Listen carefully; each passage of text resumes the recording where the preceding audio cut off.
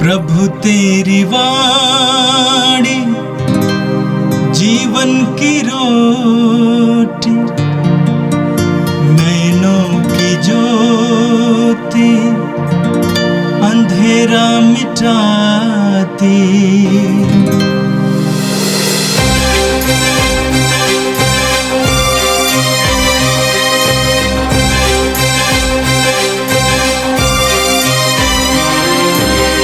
प्रभु तेरी वाणी जीवन की रोटी, नैनों की ज्योति अंधेरा मिटाती। प्रभु तेरी वाणी जीवन की रोटी, नैनों की ज्योति अंधेरा मिटाती। वाणी वाणी वाणी वाणी वाणी पवित्र है, शाश्वत है, जीवन का मन्ना है। 7 अक्टूबर मंगलवार।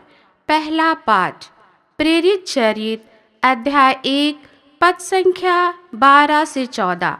वे यीशु की माता मरियम के साथ प्रार्थना में लगे रहते थे। यीशु के स्वर्गारोहण के बाद प्रेरित जैतून नामक पहाड़ से लौटे। यह पहाड़ यरूशलेम के निकट विश्राम दिवस की यात्रा की दूरी पर है। नगर पहुंचकर वे अटारी पर चढ़े, जहां वे ठहरे हुए थे। वे थे पेतरुस तथा यूहन, याकूब तथा अंद्रयास, फिलिप तथा थोमस, बार्थोलोमी तथा मत्ती, अल्फाई का पुत्र याकूब तथा सिमोन जो उत्साही कहलाता था, और याकूब का पुत्र यूदस।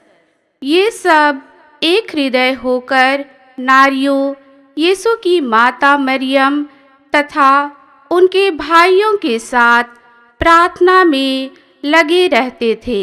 यह प्रभु की वाणी है। संत लूकस के अनुसार पवित्र सुसमाचार अध्याय 1 वाक्य संख्या 26 से लेकर 38 तक। छठे महीने स्वर्गदूत गाब्रिएल ईश्वर की ओर से गलीलिया के नाजरेत नामक नगर में एक कुंवारी के पास भेजा गया, जिसकी मंगनी दाऊद के घराने के यूसुफ नामक पुरुष से हुई थी, और उस कुंवारी का नाम था मरियम। स्वर्गदूत ने उसके यहाँ अंदर आकर उससे कहा, प्रणाम प्रभु की कृपा पात्री, प्रभु आपके साथ है। वह इन शब्दों से घबरा गई और मन में सोचने लगी कि इस प्रणाम का क्या अभिप्राय है। तब स्वर्गदूत ने उससे कहा, मरियम डरिए नहीं, आपको ईश्वर की कृपा प्राप्त है। देखिए, आप गर्भवती होंगी, पुत्र प्रसव करेंगी और उसका नाम यीशु रखेंगी। यह महान होंगे और सर्वोच्च प्रभु के पुत्र कहलाएंगे। प्रभु ईश्वर उन्हें उनके पिता दाऊद का सिंहासन प्रदान करेगा। वह याकूब के घराने पर सदा सर्वदा राज्य करेंगे और उसके राज्य का अंत नहीं होगा। पर मरियम ने स्वर्गदूत से कहा, यह कैसे हो सकता है? मेरा तो पुरुष से संसर्ग नहीं है। स्वर्गदूत ने उत्तर दिया, पवित्र आत्मा आप पर उतरेगा और सर्वोच्च प्रभु की शक्ति की छाया आप पर पड़ेगी। इसलिए जो आपसे उत्पन्न होंगे वह पवित्र होंगे और ईश्वर के पुत्र कहलाएंगे। देखिए, बुढ़ापे में आपकी कुटुंबनी एलिजाबेथ को भी बेटा होने वाला है। अब उसका जो बांझ कहलाती थी, छठा महीना हो रहा है, क्योंकि ईश्वर के लिए कुछ भी असंभव नहीं है। मरियम ने कहा, देखिए, मैं प्रभु की दासी हूँ, आपका कथन मुझ में पूरा हो जाए। और स्वर्गदूत उसके पास से चला गया। यह प्रभु का पवित्र सुसमाचार है। क्रिस्त प्रभु की जय। यीशु में मेरे प्रिय भाई और बहनों, आज माता कलीसिया धन्य कुंवारी मरियम माला की महारानी का पर्व मनाती है। यह पर्व विशेष रूप से माता मरियम की मध्यस्थता द्वारा प्रार्थना और प्रभु के निकट उनके सानिध्य में अपने ख्रिस्त जीवन को पवित्रता की ओर बढ़ाने का एक बहुत ही अच्छा मौका देती है, ताकि हम माता मरियम के जीवन और उसकी विश्वास पर गहराई से मनन चिंतन करते हुए अपने ख्रिस्ती बुलाहट को भली भांति पहचान सके। सबसे महत्वपूर्ण बात है कि माता मरियम ने निरंतर प्रार्थना और ध्यान करने का मार्ग चुना, और वही मार्ग उसे ईश्वर के नजदीक पहुंचाया।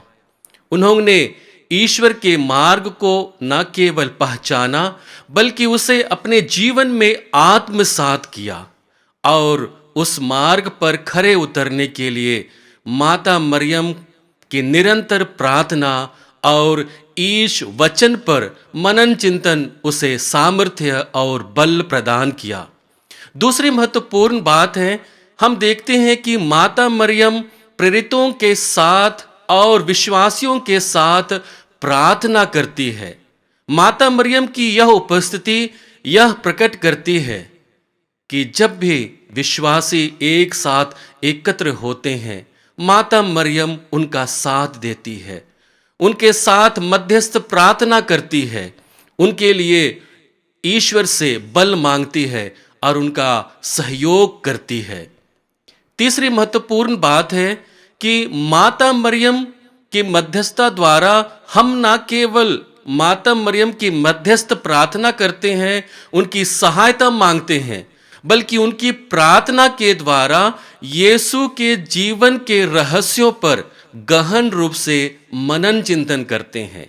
और यह पर्व की सबसे बड़ी विशेषता है कि माला बिनती के द्वारा हम माता मरियम के साथ यीशु के जीवन के गहराई को समझने के लिए उस पर मनन चिंतन करते हैं, और यह प्रक्रिया लगातार बने रहने वाली प्रक्रिया होती है। हम अपने अनुभव को और अधिक आध्यात्मिक रूप से गहराई की ओर लेकर के जाते हैं। संत पापा पायस पांचवें ने 1571 ईस्वी में मरियम के माला के महत्व को रेखांकित किया, और तभी से माता कलीसिया इस माला की प्रार्थना को आध्यात्मिक हथियार के रूप में आध्यात्मिक उन्नति के लिए लगातार प्रयोग करती है। विश्वासी लोग माला बिनती के द्वारा ईश्वर के रहस्यों को समझने और अपने जिम्मेदारी को समझने के लिए कोशिश करते हैं, और यह प्रक्रिया हमें आध्यात्मिक उत्थान की ओर लेकर के जाती है। संत जॉन पॉल द्वितीय कहते हैं, माला प्रार्थना यीशु का चिंतन करते हुए मरियम के साथ चलना है।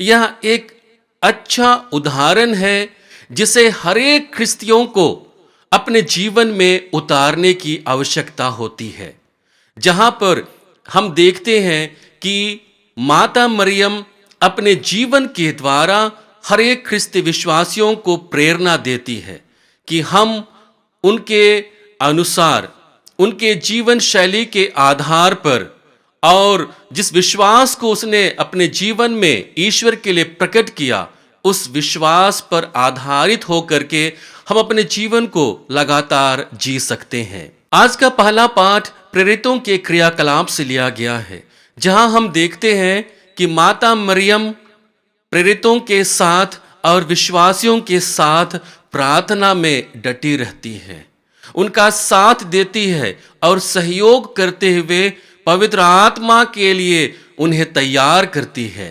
और आज का सुसमाचार लूकस रचित सुसमाचार से लिया गया है, जहां पर संत लूकस माता मरियम के विश्वास और आज्ञाकारिता को रेखांकित करते हैं, और यह बताते हैं कि कैसे माता मरियम विश्वास के द्वारा प्रभु की मां के लिए चुनी जाती है, और आज्ञाकारिता के द्वारा वह अपने को और अधिक धन्य बनाती है, ईश्वर के दृष्टिकोण में अपने जीवन को मूल्यवान बनाती है। इन्हीं दोनों वचनों के साथ आज विशेष रूप से हम दो प्रमुख बिंदुओं पर मनन चिंतन करेंगे। सबसे पहली बात है मरियम का विश्वास। हम आज के सुसमाचार के आखिरी वाक्यांश 38 में पढ़ते हैं, जहां पर मरियम कहती है, देखिए मैं प्रभु की दासी हूं, आपका कथन मुझ में पूरा हो जाए।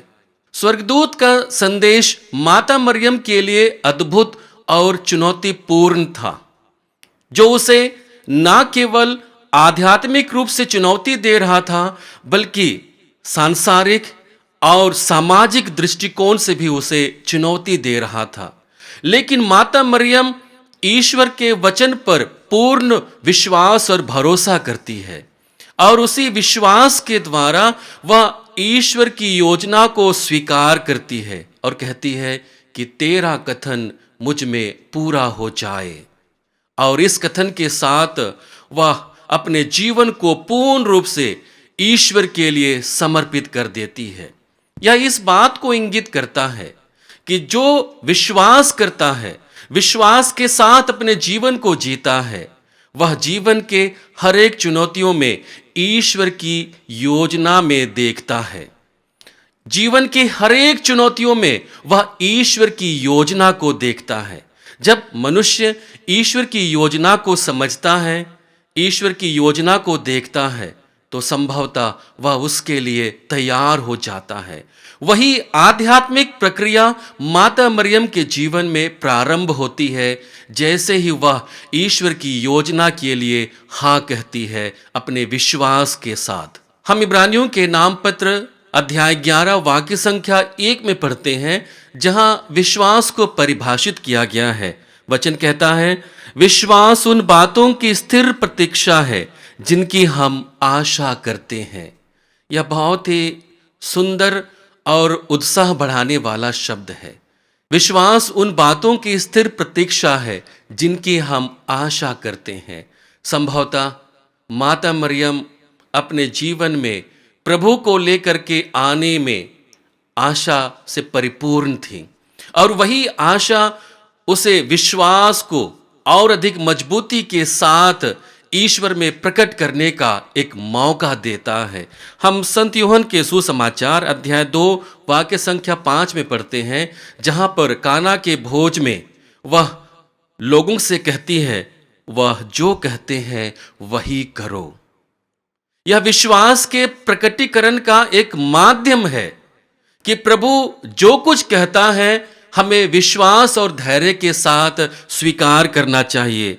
हम लूकस रचित सुसमाचार अध्याय 22 वाक्य संख्या 42 में पढ़ते हैं, जहां पर प्रभु यीशु अपनी इच्छा के लिए नहीं बल्कि ईश्वर की इच्छा की पूर्ति के लिए प्रार्थना करते हैं और कहते हैं कि हे पिता, मेरी इच्छा नहीं बल्कि तेरी इच्छा पूरी हो। यह अपने विश्वास को पूर्ण रूप से प्रकट करने का एक सर्वोत्तम उदाहरण प्रभु हमारे सामने रखते हैं। माता मरियम के विश्वास पूर्ण जीवन और आज्ञाकारिता का जीवन हमें अपनी योजना से बढ़कर ईश्वर की योजना को महत्व देने के लिए प्रेरित करता है। हमें देखना चाहिए कि हम अपने जीवन में किस योजना और किसकी योजना को महत्व देते हैं। हम लोग हर बार हर क्षेत्र के लिए हम लोग लगभग कोशिश करते हैं और उसके लिए योजना बनाते हैं कि हमारी इच्छा पूरी हो। बहुत बार हम भूल जाते हैं कि इस कार्य को करने के लिए ईश्वर की योजना क्या है और ईश्वर मुझसे क्या चाहता है। और वहीं पर जब हम विश्वास के साथ, धैर्य के साथ ईश्वर के वचनों पर मनन चिंतन करते हैं, तब हमें ईश्वर की योजना के बारे में ज्ञात होता है। और जैसे ही हम अपने जीवन में ईश्वर की योजना को महत्व देते हैं, हमारे जीवन में उत्थान आता है। हम अच्छे कार्य को करने के लिए और अधिक प्रेरणा पाने लगते हैं, उत्साहित हो जाते हैं और हमारे कार्यों के द्वारा ईश्वर की महिमा प्रकट होती है। दूसरी महत्वपूर्ण बात है, मरियम प्रार्थनारत कलीसिया की माता है। आज के पहले पाठ के अंतिम वाक्य में हम पढ़ते हैं, जहां पर वचन कहता है, ये सब एक हृदय होकर नारियों, यीशु की माता मरियम तथा उनके भाइयों के साथ प्रार्थना में लगे रहे। माता मरियम हमारे लिए एक आदर्श है। उन्होंने हमें अपने जीवन में प्रार्थना के मूल्यों को समझने और उसके प्रति वफादार बनने रहने का एक बहुत ही सुंदर उदाहरण प्रस्तुत किया है।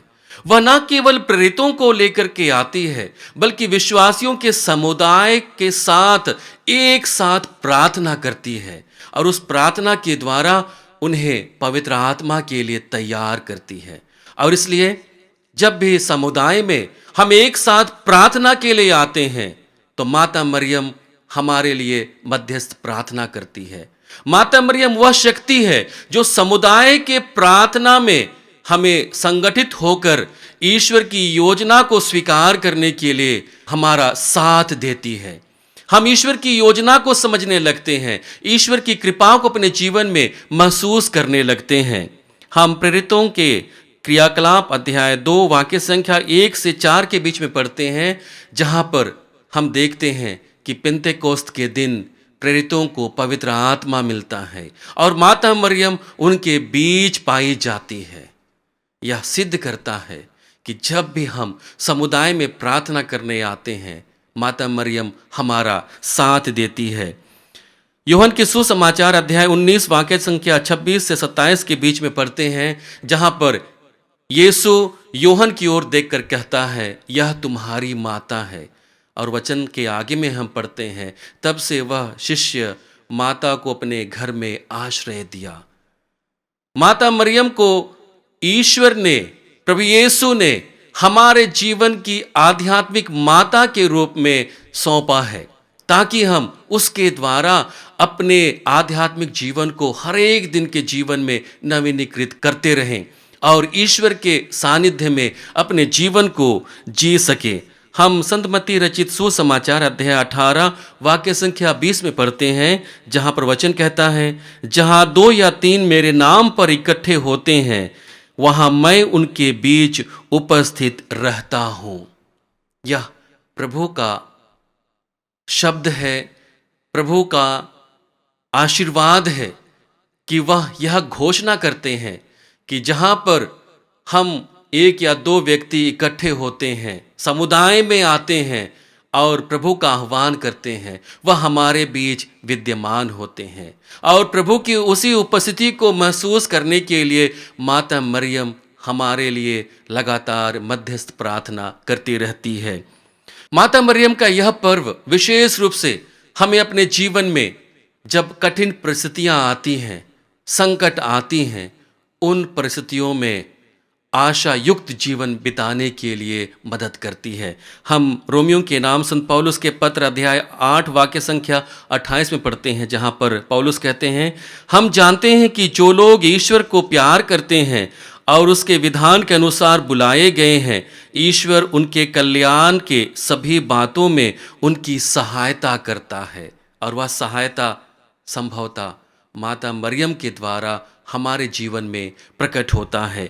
दूसरी महत्वपूर्ण बात है कि हमें अपने जीवन में निरंतर प्रार्थना करते रहना चाहिए। हम थिस्सलुनीकियों के नाम संत पौलुस के पहले पत्र अध्याय 5 वाक्य संख्या 17 में पढ़ते हैं, जहां पर संत पौलुस कहते हैं, निरंतर प्रार्थना करते रहो।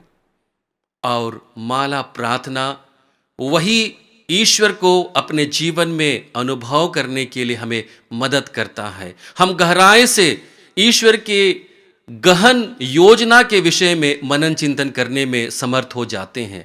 आइए हम प्रभु से प्रार्थना करें कि लगातार इस ख्रिस्त विश्वास को जीते हुए हम माता मरियम के समान अपने जीवन को विश्वास और आज्ञा पालन के द्वारा प्रभु के सेवा कार्य के लिए समर्पित कर पाएं। हम ईश्वर से प्रार्थना करें कि माता मरियम की मध्यस्थ द्वारा हम एक सच्चे ख्रिस्तीय जीवन को जी सके। हे सर्वशक्तिमान पिता परमेश्वर, हम धन्यवाद देते हैं पिता कि तूने हम निरे मनुष्यों को अपने प्रतिज्ञा को पूरा करने के लिए हमारा उपयोग किया और तूने हमें एक ऐसे माता को हमारे लिए दिया जो लगातार अपने जीवन में प्रार्थना और ध्यान को महत्व दिया, जिन्होंने आज्ञा पालन और विश्वास के द्वारा तेरी योजना को अपने जीवन में स्वीकार किया। उसी माता के मध्यस्थ प्रार्थना द्वारा हम प्रार्थना करते हैं, पिता हमारे विश्वास में हमारा साथ दे। जब भी हम टूट जाते हैं, हमारा विश्वास डगमगाता है, हम माता मरियम की मध्यस्थ द्वारा उस विश्वास को फिर से नवीनीकृत कर पाएं, उस विश्वास को और अधिक जागृत बना पाएं, ताकि इस जीवन में हम तुझे अपने सम्मुख पा सकें, तुझे अपने जीवन के गहरे आध्यात्म में महसूस कर पाएं। हम यह प्रार्थना करते हैं हमारे प्रभु ख्रिस्त के द्वारा, आमीन। प्रभु तेरी वाणी जीवन की रोटी, नैनों की ज्योति अंधेरा मिटाती। वाणी वाणी